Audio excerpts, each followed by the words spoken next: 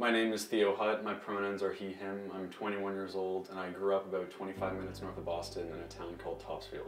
So going to an all-boys school at first sounded fun to me, and then once I got there, it was kind of a shock to me. The environment in the locker room was a lot different.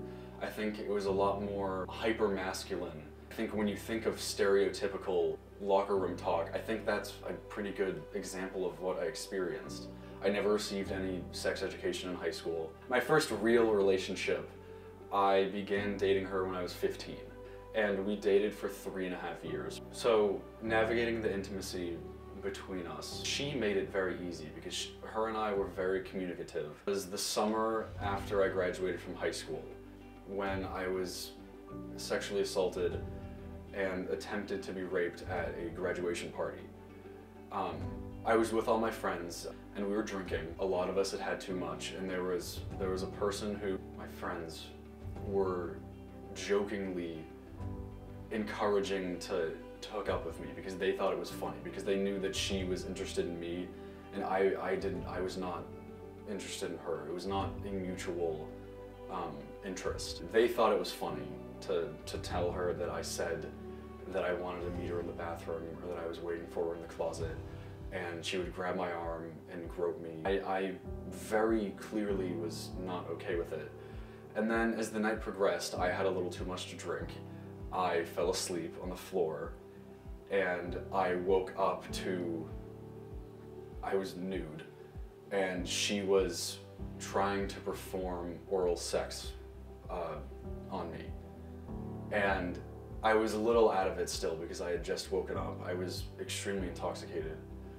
Not too intoxicated to understand what was happening. And I immediately backed away. I tried to remove myself. There was so much for me to process.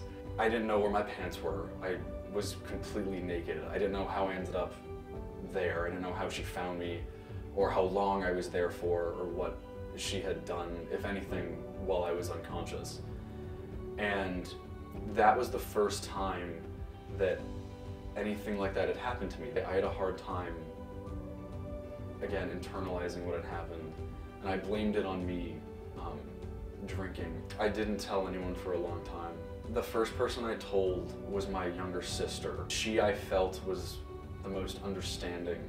There wasn't really a way for me to talk to any of the teachers or administration about it because it was something that had never been brought up. We were never taught how to react. I wish that there were resources that I didn't have to search for, that were presented to me and presented to our class and our community in high school that encouraged us to come out and speak about these things that we didn't know how to talk about. People assume that because I'm 6'2" and 230 pounds that nothing like that would ever happen to me because I'd be able to defend myself, and that it physically could not happen to someone like me. And I kind of felt like that too, which was naive of me.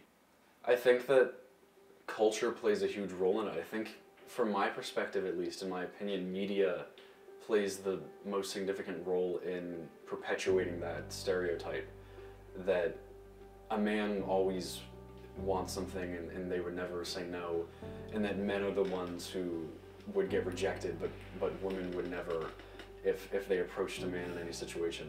It has taken a long time for me to get to the point where I'm able to speak about it, and not just speak about it, but actively try to support other people who have been through the same thing, because there's a level of vulnerability to that is, it's scary, to be completely honest with you. You're alone in a sense that you're putting yourself out there and you don't know how people are going to react.